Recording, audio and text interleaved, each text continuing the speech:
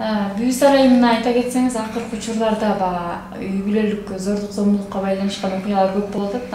Ошону менен катар эле көбүнчө жана аялдардын ала качууга байланышкан окуя акыркы убактарда 2-3 атталып кетти. Ушул боюнча сиз айта кетсеңиз. Эми 2-3 акыркы bir айдын ичиндеби, 2 айдын ичинде болду. Бул трагедия менен бүттү да. Анан биздин коом жанагындай bir трагедия болуп, Бурулайдыкы, анан бул кызыбыздыкы ошондо ызы чуу болуп жатып калышат да. Анан кечээ эле Ички иштер министрлигинин маалыматы боюнча ушул bir 4-5 айдын ичинде, 5 ай боло элек го, 4 айдын ичинде эле 80ден ашкан ала качуу болуптур дейт да. Мындай канчалык эми законду катуулатса деле, эми кичине азайыптыр дейт да. Бирок бул мындай токтобой келатат да. Тилекке каршы бул эме мажбурлап эме жанагындай турмушка берүү деп туруп. Анан кийин кээ бирде мындан bir 7-8 жыл, 10 жыл мурунбу француздук bir аябай тиражы чоң журнал ушундай bir маалымат таркатыптыр да.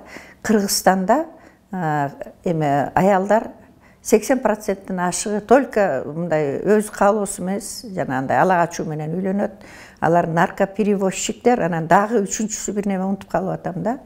Анан биз ошондо дагы 1-2 уюм менен болуп туруп, пресс-конференция берип туруп, анан кийин бул туура эмес дегенбиз да. Анан мага чыгышты. Аялдардын укугун коргоп атып туруп, эмне үчүн туура эмес деп атасыңар? Туура эмес, эми бул көйгөй бар. Бирок эми 80 элестетип көрсөңүз 80% биздин кыздар только ошондой турмушка жанагындай мажбурлап чыгып атат деген да. Тилекке каршы биздин кээ бирде жигиттерибиз үйлөнөм деген сөздү ала качам. Кыз ала качып келем, келин ала качып келем деп туруп, анан кийин кээ бир мындай маалымат изилдөө жүргүзгөн уюмдар, чет өлкөлүк уюмдарбы, анан тикеме-тике мындай бир түшүнүп алышып эле ошондой бир изилдөөгө маалымат чыгып кеткен болчу да. Бул көйгөй бар. Ошо менин билимде менде маалымат бар. Дүйнө жүзүндө 32деби, 37деби өлкөлөрдө ушундай бар экен да. Аялдарды мажбурлап турмушка берүү да, ошонун ичинде Кыргызстанда да бар да. Анан эми акыркы жылдары законду деле катуулаттык да. Мурун болсо, мал уурдап кетсе 10 жыл берип туруп, анан адам уурдаганга 5-6 жыл берип койчу да. Анан кийин мындай коомдо талкуу болуп туруп, муну дагы өзгөчө мынау өспүрүм кыздарды, жашы жете элек кыздарды аябай катаалдаткан болчу да. Анан эми бизде закондор көп эле, жакшы эле закондор бар дейт. Бирок ошонун аткарылышы.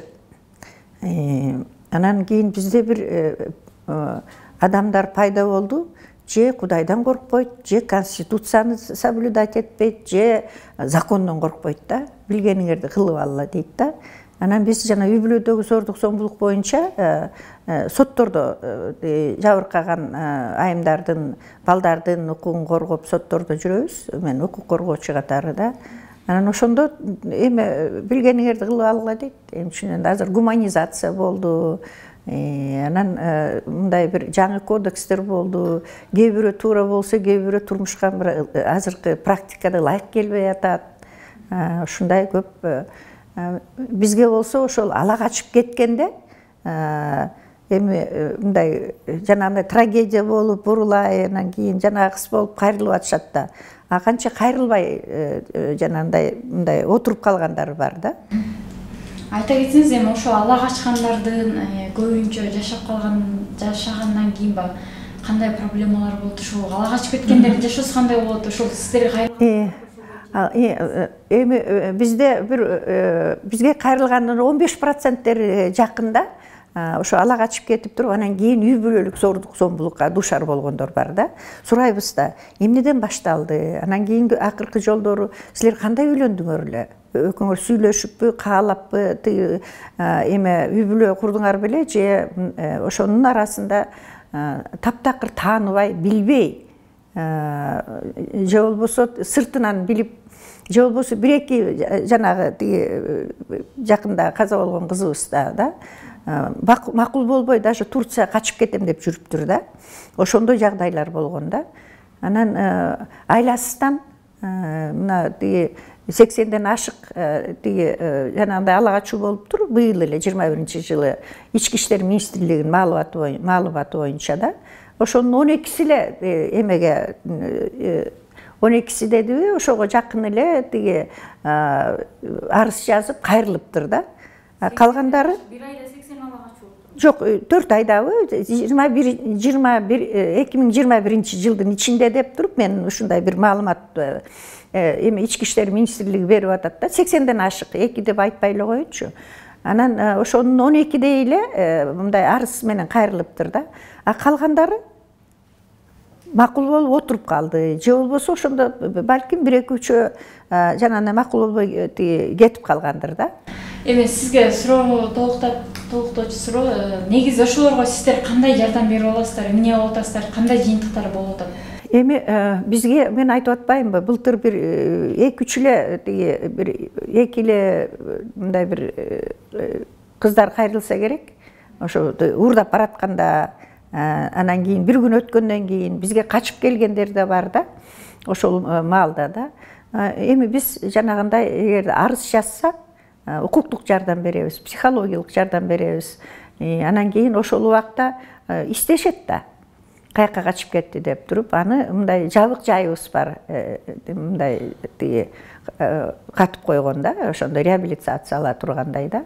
Анан ошондой жардам беребиз, анан кийин аны менен психологдор иштешет. Эми ушун дегенде бир мисалды келтирип кетейин. Мындан 5-6 жыл мурун эми 20дан 23-24кө чыгып калыптыр, татынакай эле кыз. Анан энеси дагы бир сиңдиси бар экен. Анан энеси жалгыз өстүрүп, окутуп, тарбиялаптыр да. Анан бизде айтат да, мына 20дан өсүп калса, анан турмушка чыкпай калса эле эми кыйын болуп калды деп туруп, эми балким ата-эне деле бир балдарына жакшылык каалайт. Анан бирок жакшылыгы кээ бирде тескери болуп калып атат да. Анан бир жигитти айтыптыр, анан кыз макул болбоптур. Өзүнүн сүйлөшүп жүргөн баласы бар экен, анан кийин эми үйлөнөбүз деп, анан кийин деп жүрсө керек да. Анан энеси макул болбой, турмушу жакшыраакпы, же кандай бир өзүнө жагып калганбы, кызга жакпаса дагы. Анан айылга келет, атайын чакыртып туруп, анан кийин мындай в буквальном смысле энеси ар жакка туруп туруп, анан кийин алып кеткиле деп машинесине салып берет да. Анан ошол айтты, мен эми кички кыз болбосом дейт, 23-24кө чыгып калсам. Анан кийин телефондон айтып туруп, ошо кетип эле көр, топурагымды түйүп берем деп. Анан тияктан дагы баягы байбичелер көп психологиялык басмырлоо жашайт, жоолугун коет. Анан кийин эгер кетип калсаң, тагдырың талкаланат, каарына каласың Кудайдын. Анан көрөбүз, кийин вообще жаман болот деп туруп, анан кийин макул болуп отуруп калып туруп, анан кийин баары бир ушу бир жумача чыдаптыр. Анан кийин мамилеси да башкача болгон, эми жабык эмне үчүн андай болгонун анан бизге качып келген болчу да. Анан бизде бир жарым жылдай жардам алып эме болуп атты. Анан энеси менен сүйлөштүк биз да. Анан энеси болсо такыр болбойт да. Ал тигил болсо бир айдан кийин кайта башка аял алып алыптыр.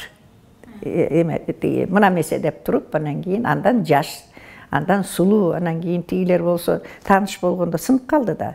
Анан кийин кыз да аябай жаман болду. Анан ошо энеси менен биз сүйлөшүп, энесине консультация берип, сиңдиси, тай эжеси менен, туугандар менен да сүйлөшөбүз да. Анан эми тиги жигити дагы мындай экөөнүн ажырам болуп калды, өзүң барып отуруп алдың эметтиң деп, ушундай бир тагдырлар болот да.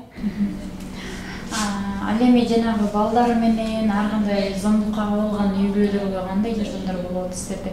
Ошо сиздер ачкан борборлор бардыгы эле аймакта барбы, Кыргызстандын же Бишкекте гана ошону? Жок, жакында эме ачылды да, мындай коопсуздук жай деп коебуз да, жанагы зордук зомбулукка дуушар болгондо Бишкек муниципалдык эме ачылды да. Ушул ким Айжан Чыныбаева вице-премьер болуп турганда ачылыш жасап, көрсөтүп элге муниципалдык, мурун болсо мамлекеттик такыр жок болчу да. Азыр жаңы иштей баштады. Анан кийин жерлерде Ошто бар, Экчө, Таласта өзүнчө иштешет да. Анан кийин бирок биз биринчилерден ашканбыз да. Бишкекте дагы шанс деген бар, анан Нарында бар, Таласта, Караколдо азыр ушу бир 10-15 кризистик борборлор иштеп атат да, жардам берип. Кризистик борборлоруңуздар мамлекеттик каржылабаса, ал кыйналган үй бүлөлөр төлөп эле жашайбы, анан аларды ким каржылайт? Эми бизде көбүнчө донорлор, биздин сезим жөнүндө айтып атам да. Донорлор каржылайт. Ошо донорлор бизге офистагы көп жылдан бери иштейбиз, мына 25 жылга жакындап калды. Бизге ишенип, ошо аялдарга убактылуу жашоочу жайда мүмкүнчүлүк болуп сатып берди. Анан офистагы, анан мамлекеттагы эме өнүгүү министрлиги аркылуу ошол уполномоченный органда алардан биз соцзаказ алабыз. Мурун болсо мэрия бизге жанагындай эме жашай турган үйдү мэрия берчи. Анан COVID-19 жылы ковид болгондо ошол биздин кооптуу жайды больница кылып, эме обсервацияга бир неме кылып туруп алып койгондо, ошол убакта как раз биздин донорлор бизге 2 этаж үй сатып беришти да, ошо эмеге деп. Анан бул деле инвестиция деп айтам, мамлекетке келген. Ошо биздин жарандарга ошо жерден жардам алышат. Психологдор иштейт, психотерапевттер иштейт. Колдон келген, баары келгендин баары 100% бир укмуш болуп кетти дегенден, ар ким адамдын өзүнөн да болот да. Эгерде биз мындан биринчи баштаганда бизде вообще психологдорду да даярдачу эмес экен да. Азыр мына буйруса окуу жайларында психологдор, кыргыз тилдүү мындай кыйын болчу да табыч. Азыр болуп атат, жаштар иштеп атышат. Буйруса эми бул эме бүт өлкөлөрдө бар да, мындай эми адам болгондон кийин бул эле Кыргызстанда эле эмес, үй бүлөлүк зордук зомбулук бардык жерде, эми үчүн дегенде ар кандай адамдар болот, ар кандай психология болот. Ошон үчүн бирок ошо зордук зомбулуктун бизде кичине катаалдыгы катуураак да бизде мындай. Дагы бир суроо бар мендечи. Сиз Кыргызстандын ичинде болуп жатканбы, кыйналган семьяларды, зомбулукту айта кеттиңиз. Ал эми чет өлкөгө барып, мигрант болуп кыйналып Кыргызстанга кайта албай, айрымдары түрмөгө отуруп калгандар бар, ошол жакта депорт болгондор бар. Ошолорго сиздер кандай жардам көрсөтүп жүрөсүздөр? Биз ушу сезим борбор биринчилерден болуп, жана адам сатуу деп коет. Сексуалдык зордук зомбулук деп туруп, 99 жылы биринчи мен өзүм уктум да, эл аралык уюм 98 жылы изилдөө жүргүзүп туруп, ошондо эле 2000ден ашык биздин кыздар чет мамлекетте сексуалдык жанагындай бир эме кулчулукка кабылгандар бар экен да. Анан биздин бир долбоорубуз, биздин программабыз ошол жактан да. Ошол эл аралык уюмдар менен, биздин мамлекет менен аэропорттон кээ бирде ошолорду тосуп алып, реабилитация кылып, жардам берип, ата-энеси менен сүйлөшүп, мындай эми аябай кыйын бир жагдайга туш болгон кыздар болот. Мен бир мындан 15 жыл мурун болуш керек, ошол бир кызыбыз айтып атса төбө чач тик турат да. 9 этаждан макул болбосоң деди дейт да, жөн эле кээ бирде 15-20 эркектерге салып берчикен да. Алдап алып барып, анан кийин кетем десе сүрөтүңдү салып туруп, сен ушул жака келип иштеп атасың, эметип деге мындай уят болот деп туруп, айласыздан калгандар бар да. 9 этаждан дейт, эки чоң эме Турциядан болуш керек. Момундай бутумдан кармап туруп башын ылдый түшүрдү да дагы. макул болосуң, болбосо азыр сени ыргытабыз деп туруп, анан кийин жашагым келди дейт. Анан аябай катаал тагдырлар болгон да. Ошо айта кетсеңиз, көбүнчө ушу биздин кыздарды сатуу боюнча ошо. Ошол сатып жибергенде. Кайсы өлкөлөргө көбүрөөк? Арабский Эмираты, Турция, ошол өлкөлөргө, Казакстанга болсо жанагы тиги табачный плантацияга кетишчи иш боюнча, анан Россияга, анан бирден экиден даже Азербайжан, бизде дагы Израилде да болгон, башка өлкөлөрдө дагы бирин экин, бирок мынабу көбүнчө Турция, Араб Эмираты да. Бул эми чыгып калган, кайрылгандары, түрмөгө түшүп калып туруп, жок болуп кеткендери дагы бар да. Эми мындай бир катаал тагдырлар ошол. Эми үчүн дегенде баягы 90-жылдары баягы Совет тарап кеткенден кийин элдин баары кимди ким билди, бир жубайды танбастуу болуп эле элдер эмне кылаарын билбей калды да. Анан кийин өспүрүм кыздарды шаарга иштегин деп жиберет, а бияктан болсо алдап, жанагында сутенер деп коебуз да. Алдап туруп, анан кийин сен ошол жактан чоң акча табасың, сен жыргайсың деп туруп жиберип туруп, анан кийин ошол жакта гостиницаларда иштеп эметкендер бар да. Азыр деле азыр статистика кандай болот ошо? 15 жылдан кийинки азыркы менен разница барбы? Эми мен мамлекет боюнча статистиканы билбейт экенмин. Бизге кайрылгандар да. Эми кайрылгандар эми жанагындай уязвимый мигрант деп коебуз. Ошо эмеге болбосо дагы, кулчулукка болбосо да ошого жакындап калып айласы түгөнгөндөр бар да. Анан кийин бирок кээ бирде момундай эл аралык миграция уюму аркылуу бизге келгендер бар да. Анан кийин милиция эме аркылуу бизге жардам бергиле деп келгендер бар да. Анан өздөрү бул эме аябай мындай латентный деп коет да, жабык эме. Ошол жактан эгерде түрүү келсе, аябай коркутат буларды. Эгерде айтсак, мына тиги ата-энең бар, бир туугандарың бар, аякта аябай мына биринчи тиги эме ок дармек сатуу дейт, дүйнө жүзүндө экинчи орунда адам сатуу. Мындай көп чоң каржы айланып турат биякта да. Анан ошон үчүн жүрөгүнүн ишин алып коюшат да. Айтсаң өлөсүң, жалаң эле сезмес. Бир жагы мындай физический, экинчиси психологический. Баягы тиякта болгон эметкендердин баарын аякта укмуш бир тагдырлар болот да. Айтып атпаймынбы, кээ бирде 15-20 эркектерге салып, укмуш кийгизип, бийлетип, ырдатып, анан кийин айласынан жүргөндөр бар да. Анан кийин сүрөттөрүн салып жиберем дагы, эмеге мындай уятың чыгат, ата-энең дагы Кыргызстанга кантип кайсы бетиң менен барасың деп туруп, анан кийин эгерде жанагындай депорт болуп, анан кийин милицияга түшүп, түрмөгө түшүп калгандарды анан психологически коркутушат да. Анан чандасы келип туруп жанагынтип ачык айтып калган болбосо, бул эми жалаң эле биздин өлкөдө эмес, Африкадан, Өзбекстандан, ушундай Молдовадан, Украинадан кыздар ушундай сексуалдык кулчулукка кабылгандар бар да. Негизи айырма мурдагы жылдарга салыштырмалуу азыр кичине азайдыбы ошо сиздерге кайрылгандардын саны? Жок, азайган жок, көбөйдү. Муну эки жагынан караса болот да. Эми бир жагынан азыр башында айтпадымбы? Жанагындай үй бүлөдөгү зордук зомбулук деп милиция деле баарлар ачык эле айтып атат да. Законда кабыл алган. Анан кийин биздин коомдо агрессия көбөйдү да.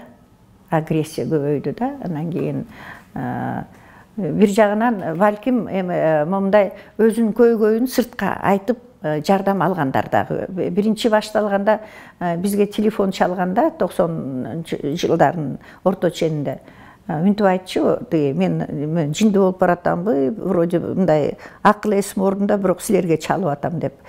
Кризис десе, психолог десе, только мындай бир оорукчал кишилер. Эмчиненде бизде Советтер Союзунда мындай кризистик борборлор, анан үй бүлөлүк зордук зомбулук дегенде сыртка чыгарып айтылчу эмес да. Анан кийин азыр мүмкүнчүлүк болду да, мындай өзүнүн көйгөйүнө жардам алганга да. Анан бир жагынан, экинчи жагынан эме мындай бир агрессия көбөйдү да, зордук зомбулук. Мен айтып атпаймынбы, сразу эле мындай кайрылгандар башында аябай көп болчу да. Анан азыр эми жана сутенерлор дагы, саткан адамдар дагы жана суудай болушат экен да, жылчыктап туруп, мен айтып атпаймынбы, кайрылбагандай кылып жиберишет да. Же болбосо жоголуп кеткендер деле болуп атпайбы? Ошол айтат, жанагы эме араб өлкөлөрүнүн жанагындай бир эме пустыняда ошол жерде өлүгү табылбай деле калган кыздар бар да. Ошон үчүн изделип атпайбы азыр? Аларга ата-энелери кайрылат. Издешет, эми бизге кайрылбайт, ал милицияга кайрылып издешет да, биз каяктан аны таап беребиз. Анан эми тилекке каршы буларды соттоп, бир мисал бизде мындан 10 жыл мурун өспүрүм 2 кызды Орус улутунда болчу да, ошо эмеге сатып жиберип, сексуалдык кулчулукта болуп туруп, анан кийин бияка келип, анан бизде жашап туруп, бирөө 15-те, бирөө 16-да болчу да. Анан сотко кайрылабыз деди да, бу жерден билет экен ким жиберген, алдап туруп ошол жерде иштейсиңер, жыргайсыңар деп туруп, баягы алдаса болот жаш башты дегендей. Анан баргандан кийин, Кайсы мамлекетке? Турцияга. Анан кийин бияка эл аралык уюм аркылуу, бул каяктан, тияктан деле ошол түрктөрдүн эме полицейский деле истейт да, кармайт, облава болот, анан жанагындай гостиницалардан анан кыздарды кармап калып туруп, анан түрмөгө эметип туруп, анан кийин эл аралык миграция уюму аркылуу бияка жиберип туруп, анан кийин ошол кыздар билет экен да, ким жибергенин, алдаганын. Эчтеке кыла алган жокпуз, эми ушундой мындай тастыкташ өтө кыйын болду.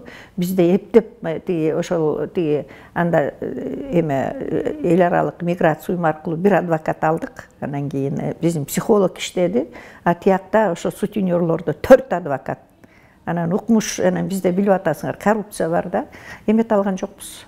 Мындай өтө кыйын да. Анан дагы бир Ошондо Кыргызстандагы ошо сутенердун 4 адвокаты болуп атат, 4 адвокаты болуп атты да. Бияктагы да. Бир сутенер эмес да, дагы бу жерден жиберет. Анан кийин ошо биздин эмелер тияктан тосуп алат. Анан тияктан кармайт. Ошо мындай бу жерде операциясы мындай бир сложный болот да. Ал мына бу жерде Казакстандан бир абышка 7 жыл жанагындай алдап алып барып туруп, Казакстандын эмесине мал бактырып, укмуш мындай эме кокусунан эле бир эме кылып келген да бияка.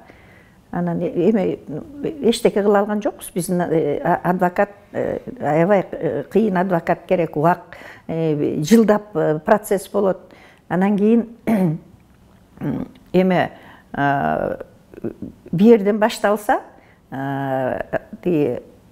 преступление эмеде болот. Казакстанда болду да.